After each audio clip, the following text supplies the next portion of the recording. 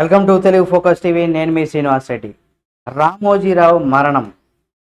ఈ మరణం తర్వాత కూడా చాలామంది ప్రముఖులంతా కూడా ఆయనకు సంతాపం తెలియజేశారు. అంతేకాకుండా రామోజీరావు గారిని ఉద్దేశించి చాలామంది గొప్పగా చెప్పారు. ఎందుకంటే ఆయన నిత్యం అనేకమైనటువంటి జీవితంతో పాటుగా ప్రతి పనిలో కూడా ఆయన కొత్తదనాన్ని కోరుకుంటూ తనకంటూ అన్ని రంగాల్లో కూడా ఆయన స్థాపించిన ప్రతి రంగంలో కూడా విజయం సాధించారు. అయితే ఉండవల్లి అరుణ్ కుమార్ గారు రామోజీరావు గారికి సంబంధించి కొన్ని కామెంట్స్ అయితే చేశారు. ఏం చేశారు ఏంటి అనేది కూడా మనం ఈ వీడియోలో తెలుసుకుందాం. ఈ వీడియోని చివరి వరకు చూస్తే మీకే అర్థమవుతుంది. ఉండవల్లి అరుణ్ కుమార్ కీలకమైనటువంటి వ్యాఖ్యలు చేయడం అంటే నిర్ణయం అంటే దానికి సంబంధించి ఏం చేశారు రామోజీరావు గారి గురించి. గతంలో ఉండవల్లి అరుణ్ కుమార్ గారు మార్గదర్శి చిట్టుకు సంబంధించి రామోజీరావు గారిని అనేక రకాలుగా ఇబ్బంది పెట్టిన విషయం మనందరికీ తెలిసిందే. అంటే రామోజీ గ్రూప్ సంస్థల అధిపతిగా మీడియా మొగల్గా రామోజీరావు గారు ఆయన ఇక లేరు. ఈరోజు ఆయనకి అనేకమైనటువంటి ప్రభుత్వ లాంఛనాలతో కూడా అంతిమ వీడ్కోలు కార్యక్రమం కూడా జరుగుతుంది.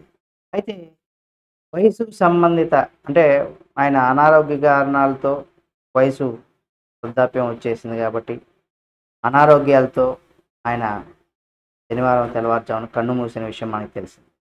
అయితే రామోజీరావు గారి మృతి పట్ల దేశవ్యాప్తంగా సినీ రాజకీయ క్రీడా ప్రముఖులు తమ సంతాపాన్ని కూడా వ్యక్తం చేశారు. అంతేకాకుండా ఇక మార్గదర్శి చిట్ ఫండ్ విషయంలో రామోజీరావుతో సుదీర్ఘమైనటువంటి పోరాటం చేశారు. అంటే ఉండవల్లి అరుణ్ కుమార్ గారు ఆయన దృష్టిలో అది న్యాయ పోరాటం చేశారని కూడా చెప్పుకోవచ్చు. అంటే కక్షపూరితమైనదిగా ఆయన ఎప్పుడూ ఒప్పుకోరు. ఎందుకంటే ఆయన మిగతా చిట్ ఫండ్ కంపెనీల్లో కూడా ఇది చేయొచ్చు కదా. కాకపోతే ఎందుకు రామోజీరావు గారికి సంబంధించినటువంటి మార్గదర్శి చిట్ ఫండ్కి సంబంధించి మాత్రమే ఆయన న్యాయ పోరాటం చేశారు అనేది కూడా అది మనందరికీ అర్థమైపోతుంది. ఎందుకంటే అది కక్షపూరితంగానే కూడా చెప్పుకోవచ్చు.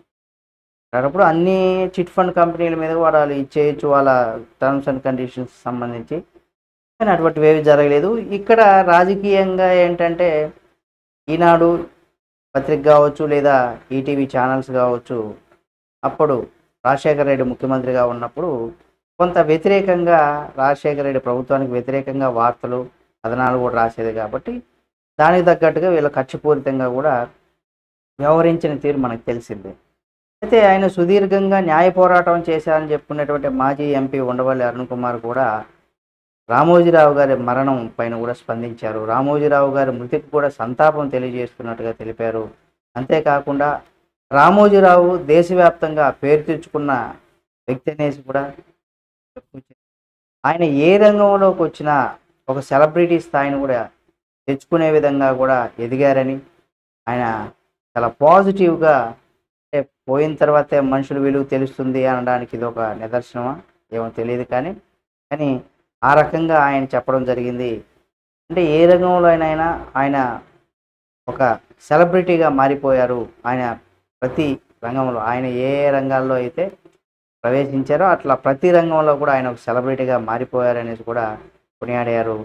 ఈ రకమైనటువంటి కామెంట్స్ మొట్టమొదటిసారిగా వినడం ఇది నిజంగా ఈ వార్తకి అంటే ఉండవల్లి అరుణ్ కుమార్ గారు చేసినటువంటి సుదీర్ఘ న్యాయ పోరాటం అని చెప్పుకుంటున్నటువంటి ఈయన సరే ఆయన అధికారంలో ఉన్నప్పుడు అనేక రకాలుగా విమర్శలు చేయడం ఆయన పైన అది ఖర్చుపూరితమా ఏదో ఒక రకంగా అయితే వాళ్ళిద్దరి మధ్య కొంత తగ్గాఫర్గా నడిచింది అనమాట. రామోజీరావు గారికి సంబంధించి అలాగే ఉండవల్లి అరుణ్ కుమార్ గారు బాగా వీళ్ళిద్దరి మధ్య ఒక రకంగా చెప్పాలంటే మానసికంగా ప్రశాంతత లేకుండా కూడా రామోజీరావు గారికి చేశారని కూడా చెప్పుకోవచ్చు. కానీ చనిపోయినప్పుడు మాత్రం ఆయన్ని గొప్పగానే పొగిడారు.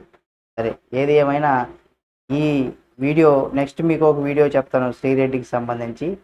ఇటువంటి వ్యక్తే చివరి దశలో మనిషి లేనప్పుడు కొంత మంచిగా మాట్లాడారు. మరి శ్రీరెడ్డి ఏం మాట్లాడిందని కూడా నెక్స్ట్ వీడియోలో మీకు తెలియజేస్తాను. ఈ వీడియో మీకు నచ్చితే లైక్ చేసి షేర్ చేసి కామెంట్ చేయండి.